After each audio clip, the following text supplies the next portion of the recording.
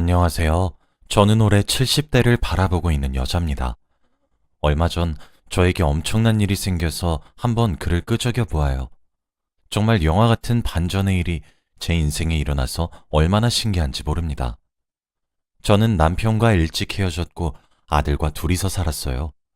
사실 남편과는 성인이 되자마자 아이를 낳았고 혼인신고도 안 했는데 남편이 야반도주를 해버려서 아이를 키우기 싫은가 보다 했고 찾지도 않았습니다. 그런데 저희 아들은 제가 키웠지만 정말 반듯하고 성실하게 자랐어요.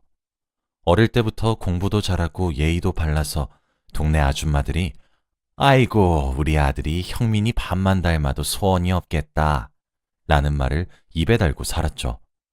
솔직히 아빠 없이 저 혼자 키운 아들치고는 어디 가서 꿀리지 않았습니다. 아들은 어렸을 때부터 공부도 잘했죠. 저희 때에는 자식들이 검사나 변호사, 판사, 선생님 같은 직업을 가지길 원하잖아요.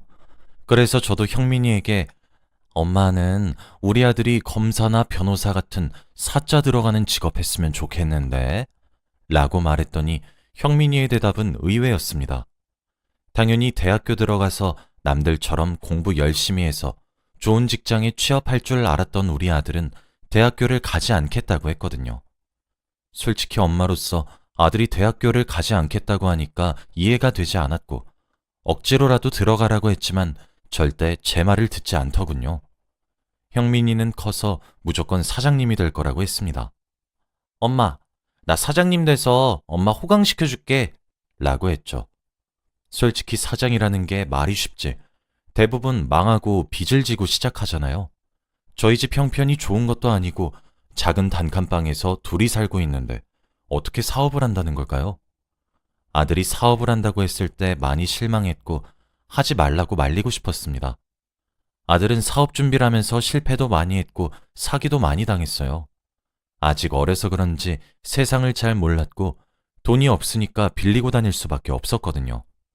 그렇게 빚이 점점 쌓여만 가는데 사업은 그만둘 생각이 없어 보이니까 너무 답답하고 지금이라도 공무원 시험을 준비하라고 했습니다.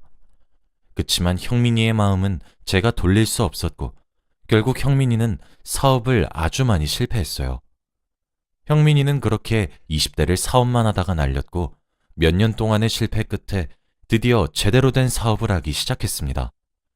솔직히 사업 아이템이 뭔진 잘 몰랐지만 직원도 여러 명 있고 나름 안정적인 회사를 꾸린 것 같더라고요. 그러면서 세상이 발전할수록 형민이의 사업은 점점 커져갔고 제가 살고 있는 집도 상상도 못할 만큼 커져갔습니다. 형민이의 회사는 단기간에 성장했고 급속도로 빠르게 큰 돈을 벌었어요. 아들이 열심히 사업을 연구하고 실패할 때에는 늘 이 정도만 했으면 됐다고 그만하라고 말리기 일쑤였는데 막상 이렇게 성공하고 보니까 그 말을 한 제가 너무 한심하더군요. 형민이는 TV에도 나오는 젊은 CEO가 되었고 인터넷에 형민이의 이름을 검색하면 형민이에 대한 기사도 나오는 아주 유명한 사람이 되었습니다. 30대의 CEO가 됐다는 건 극히 드문 일이었고 어린 청소년들에게 형민이는 롤모델이 되었죠. 그런데 아들이 좋아하는 일을 해서 성공한 건 당연히 부모로서 기분이 좋은 일이었지만 사업이 더 잘 될수록 형민이를 볼 수 있는 시간이 많이 줄어들더라고요. 매일같이 해외에 출장을 가고 새벽 일찍 나가서 저녁 늦게 들어왔거든요. 얼굴을 마주하고 밥을 먹은 지가 언제였는지 까먹을 정도였습니다. 그리고 또 형민이가 30대인데 결혼을 할 시기잖아요.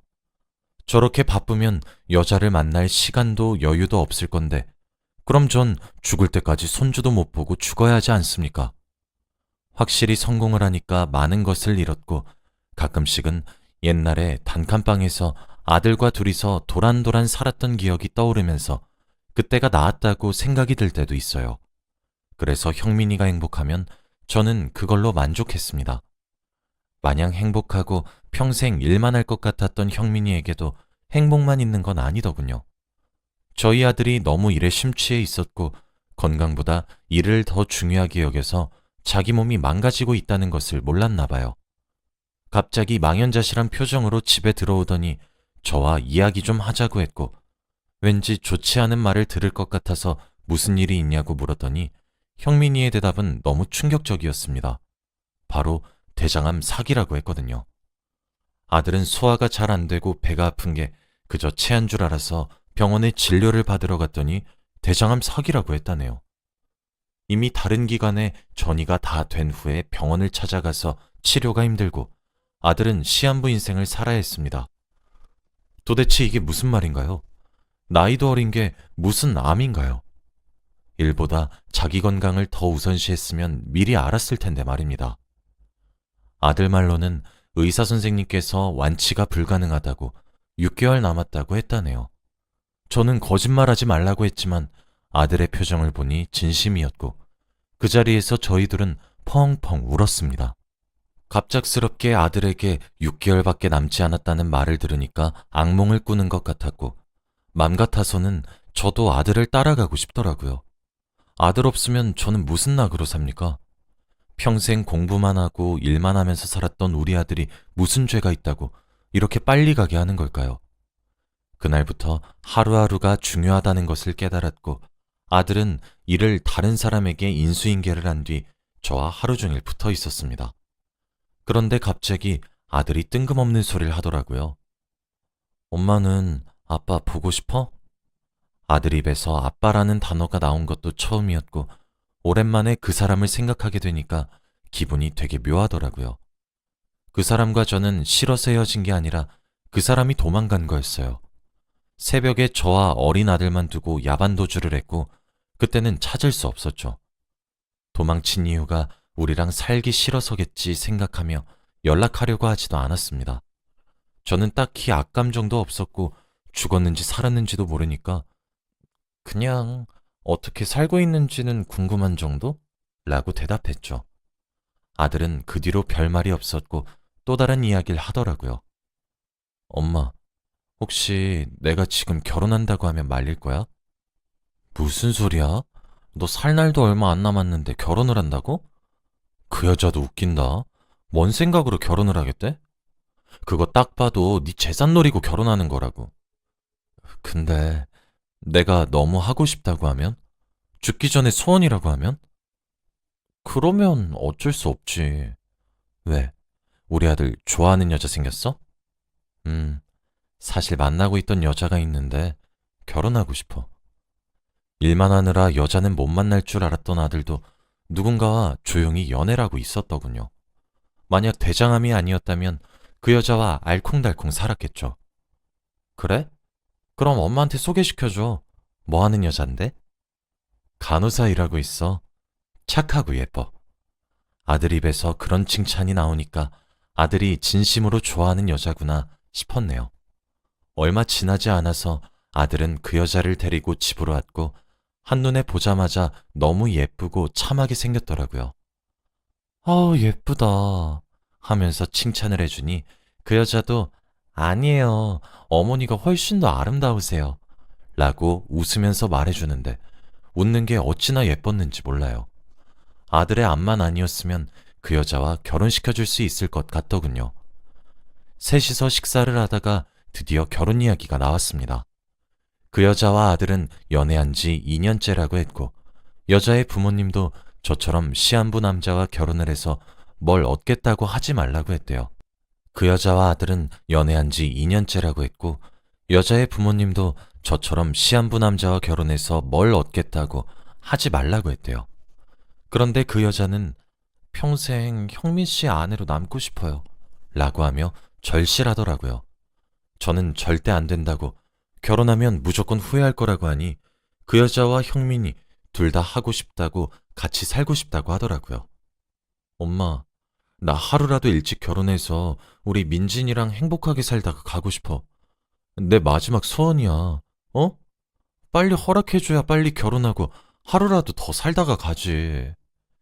형민이의 말을 들으니까 또 그런 것 같기도 했고 아들이 마지막 소원이라고 하는데 제가 반대할 수 있겠나요? 결혼 끝까지 안 시켜줬다가 죄책감 느끼는 것보다는 결혼을 시켜주는 게 더 나을 것 같았고 그 여자의 얼굴과 인성을 보니까 재산을 노리고 결혼을 하는 것 같진 않았습니다. 제가 허락하자마자 그들은 바로 혼인신고를 하러 갔고 얼마 지나지 않아 바로 결혼식을 올렸죠. 하루가 급한 부부다 보니 뭐든지 속전속결로 진행했고 신혼여행까지 다 갔다 왔습니다. 아들은 며느리를 만나고 나서 얼굴에 생기가 돌았고 행복해 보이더라고요. 그치만 아들에게는 살 수 있는 날이 한 달 정도밖에 남지 않았어요. 아들의 몸은 점점 더 말라갔고 다크서클도 잔뜩 내려왔습니다. 그리고 한 달 남았을 때 영정사진을 찍으러 갔어요. 며느리와 저, 그리고 아들은 사진관에 가서 아들의 영정사진을 찍는데 눈물이 너무 많이 나더라고요. 누가 저보다 아들이 먼저 갈 줄 알았겠나요? 저와 며느리는 그 자리에서 두루마리 휴지 하나를 다 쓰고 나왔습니다. 아들은 왜 계속 우냐고, 나 지금 죽냐고 했지만 하나밖에 없는 자식이 죽는다고 하니까 너무 마음이 아프더군요. 며느리는 저희 집으로 짐을 넣고 셋이서 같이 살았습니다. 그런데 너무 싹싹하고 일도 잘해서 너무 예쁜 거 있죠? 아들이 어떻게 이런 복덩이를 데리고 왔나 싶을 정도로 너무 마음에 들었습니다. 아들과 늘 같이 있어주고 아들을 위해서라면 뭐든지 다 했어요. 그런데 아들은 자신의 죽음을 얼마 남기지 않고 갑자기 사라졌습니다. 정말 소리소문도 없이 사라졌어요.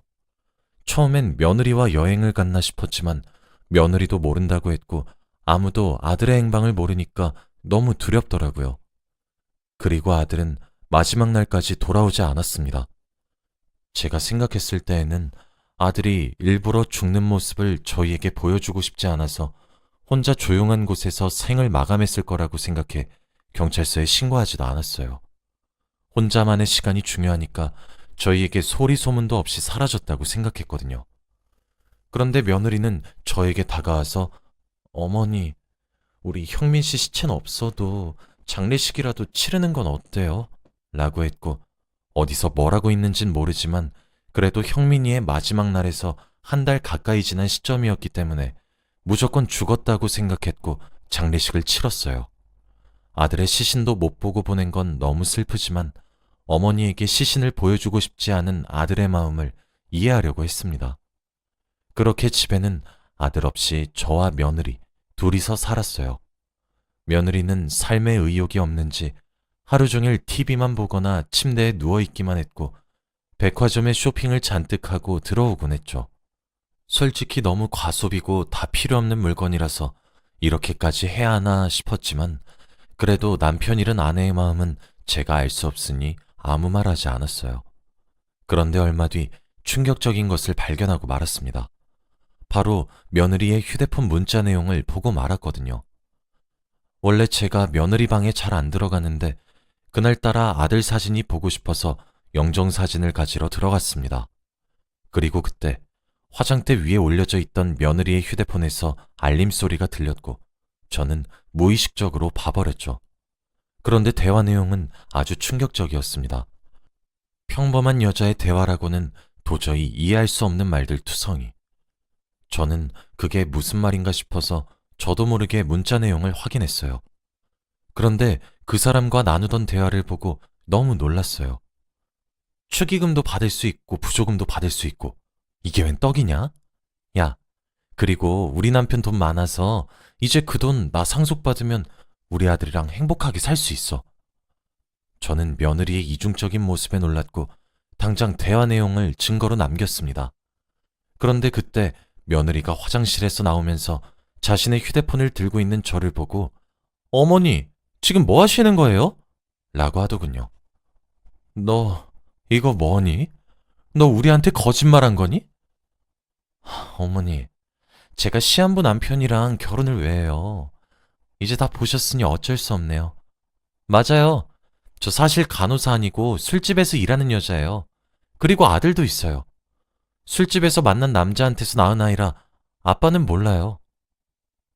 뭐야? 이게 무슨 말이야, 너? 어머니, 저한테 뭐라고 하셨어요? 저 형민 씨한테 재산 물려받아서 어머니 저한테 잘 보이셔야 할 텐데. 옛날처럼 단칸방으로 들어가고 싶으세요? 이 집에서 계속 살고 싶으면 그냥 조용히 계세요. 착하고 예쁜 며느리는 아들의 재산을 노리고 접근한 여자였고 바보 같은 아들은 그런 여자를 믿고 결혼까지 한 겁니다. 너무 분하고 억울했고 우리 아들이 너무 불쌍해서 어찌해야 할지 모르겠더군요. 이미 둘은 혼인신고까지 한 상태라 당연히 재산을 자기 아내한테 남겼을 텐데, 그리고 아이까지 있다뇨. 그 사실을 당당하게 말하는 며느리가 더 어이없었습니다.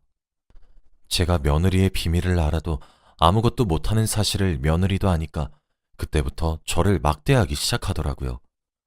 이 집의 주인은 자기인 것처럼 행동하면서 저를 가정부 취급했습니다. 저희 집에서 일하던 가정부들은 다 쫓아냈고 저보고 밥해라 청소해라 하더군요. 그리고 아들이 좋아하던 인테리어들도 전부 다 자기 취향대로 다 바꿨습니다. 이뿐만이 아니었어요. 며느리는 남자까지 집으로 들였습니다. 정말 이런 광경을 보고도 제가 여기서 살아야 하나요? 당장이라도 이 집에서 뛰쳐나갈 궁리만 하고 있던 어느 날 누군가 저희 집에 찾아왔습니다. 바로 아들 담당 변호사였는데 아마 재산 상속 때문에 오신 것 같더라고요. 그때 집에 있던 며느리는 변호사가 온 것을 알고 기분 좋게 뛰어나갔습니다. 대표님이 돌아가시기 전에 남기신 게 있습니다. 라고 했죠. 변호사님은 며느리에게 한 장, 저에게 한 장씩 흰 봉투를 주더라고요. 며느리는 좋아라며 흰 봉투를 열었고 거기에는 죽기 전에 아들이 남기고 간 편지가 있었습니다. 그런데 며느리에게 남긴 편지에는 김민진, 그동안 재밌었지? 이제 네 시간은 끝났어. 그리고 내가 너 돈 빼내서 네 아들한테 보낸 거 모를 줄 아니? 그리고 너 간호사도 아니잖아. 내가 그런 정보도 없이 너랑 결혼했을 것 같아? 내 재산이 다 네 건 줄 알았겠지만 웃기지 마. 곧 찾아갈게. 라고 쓰여 있었어요. 며느리는 편지를 읽고 당황하면서 손과 눈이 떨렸고 저는 얼른 제 편지지를 열어보았습니다. 엄마, 나야, 형민이. 내가 말도 없이 사라져서 너무 놀랐지? 잠깐 혼자만의 시간이 필요했어. 그동안 고생 많았어. 걱정 마, 곧 돌아올게. 그때 입구에서 누군가 들어왔고 바로 아들이었어요. 아들은 몇 년 전 모습 그대로였고 더 잘생겨졌더라고요. 며느리는 성큼성큼 걸어오는 아들을 보고는 너무 놀라서 입을 막았고 저는 아무 말도 안 나왔어요.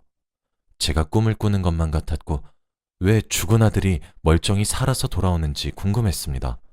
그리고 아들은 그 자리에서 경찰서에 전화를 해서 며느리를 체포해 갔죠. 순식간에 일어난 일이라 상황 파악이 되지 않아서 당황해하고 있는데 그때 현관문에서 낯익은 한 사람이 들어오더라고요.